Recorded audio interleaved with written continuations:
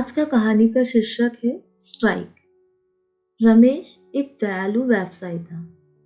उनकी उत्तराखंड में फैक्ट्री थी। उन्होंने अपने कर्मचारियों को अपने परिवार के सदस्य के रूप में माना और उनके गलत कामों को क्षमा करता था। कर्मचारियों ने इन व्यवहार को रमेश की कमजोरी मानने लगे। वे काम के घंटों के दौरान कर्मस्थल के आसपास घूमेंगे और काम घंटों के बाद शुरू करेंगे। वे बड़ी मात्रा में ओवरटाइम कमाते थे। कुछ ही वर्षों में व्यापार को घाटा होने लगा। रमेश के बेटे गिरीश ने अपना बिजनेस ज्वाइन कर लिया था। उन्हें विश्वास था कि वे सही व्यवसाय में हैं, लेकिन उनके काम करने के तरीके को बदलना जरूरत है। जब गिरीश ने कारखाने का दौरा किया तो उन्हें चारों ओर अनुशासनहीनता दिखाई दी और उन्हें समझ में आया कि क्या बदलने की जरूरत है। उन्होंने श्रमिकों को बुलाया और उन्हें अपने काम के घंटों के भीतर अपना काम करने के लिए कहा। श्रमिकों ने विद्रोह कर दिया। गिरीश ने विरोध का कड़ा जवाब दिया। उसने अपनी फैक्ट्री की चिमनी तोड़ दी। उत्पादन ठप हो गया।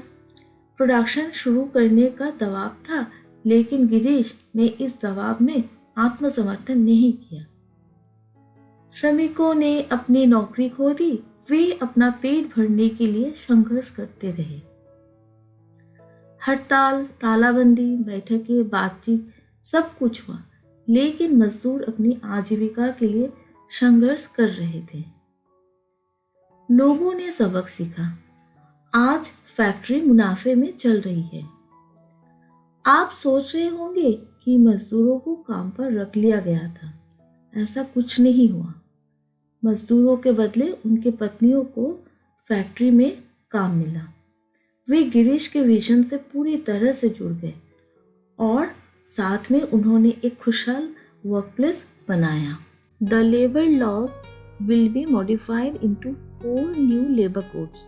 Check out the master classes on these labor codes by Amitabh Adhikari at Udemy. The courses are available on the website. The link of the website is mentioned in the description below. Hi, welcome to the 9th episode of Sunday Gupshup. Strikes. We have a long history of it.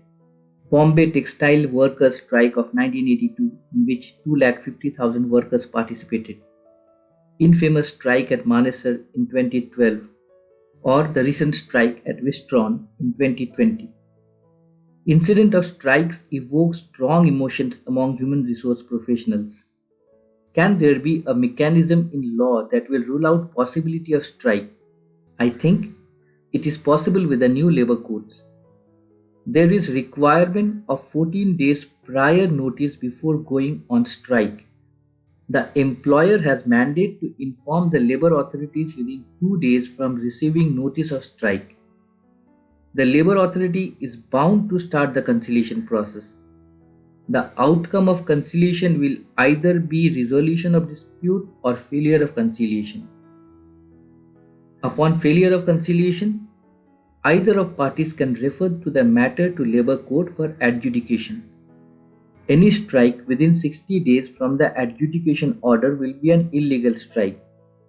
The mechanism of dispute resolution combined with the participative forums like Works Committee and Grievance Redressal Committee can provide a system that rules out possibility of strike.